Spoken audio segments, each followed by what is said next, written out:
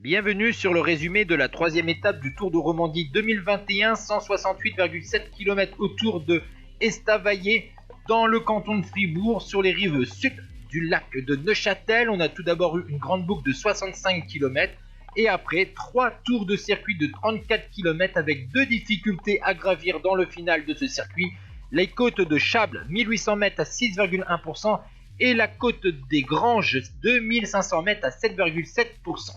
Tout d'abord, il a fallu 30 km pour l'échappée matinale pour se constituer avec 7 coureurs. Charlie Quaterman de la Trek Segafredo, Johan Jacobs de la Movistar, Stefan Kung de la Groupama FDJ, Sandor Armé de la Kubeka Assos, Kobi Gussens de la Lotto Soudal, Stéphane Bisseguer de F Nippo et Mathias Rutiman de l'équipe nationale de Suisse. Derrière, le peloton était emmené par l'équipe Ineos du leader du classement général, Juan Denis. Mais vous avez vu qu'à l'avant de la course, Quaterman, Armé et Rutiman ont été distancés à 50 km de l'arrivée. Ces 3 coureurs ont été repris par un peloton emmené maintenant par les formations Bora, Bahrain Victorious, Back Exchange et bien sûr Ineos. À 16 km de l'arrivée, on voit que Stefan Kung porte une violente accélération. Derrière, Gussens réussit à prendre la roue du champion de Suisse.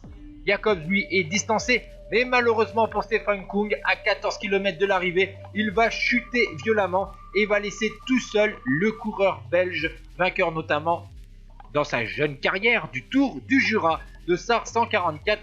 Malheureusement pour lui, derrière, les favoris, les prétendants à la victoire d'étape et aussi au classement général, les punchers, attaquent dans la dernière difficulté, donc cette fameuse côte Les Granges, avec notamment Michael Woods, Ion Izagirre, ici Sepkus.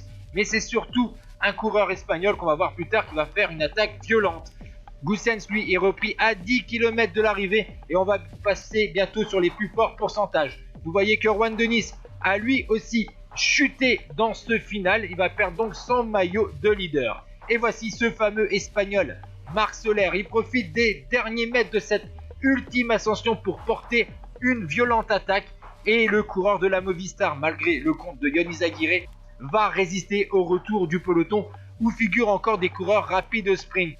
Belle victoire donc pour la Movistar. Marc Soler qui avait déjà remporté une étape sur le Tour d'Espagne l'année dernière en faisant un petit peu le même coup. Et bien là c'est une belle victoire pour lui qui s'impose donc en solitaire à Estavayer.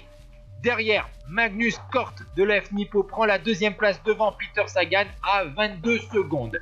Au classement de l'étape, donc Soler, Nielsen, Sagan, Colbrelli, Izagirre, Ulissi, Van Wilder, Kuss, Ion Izagirre, Rui Costa, et au classement général, Marc Soler s'empare donc du maillot de leader avant l'étape de montagne de demain.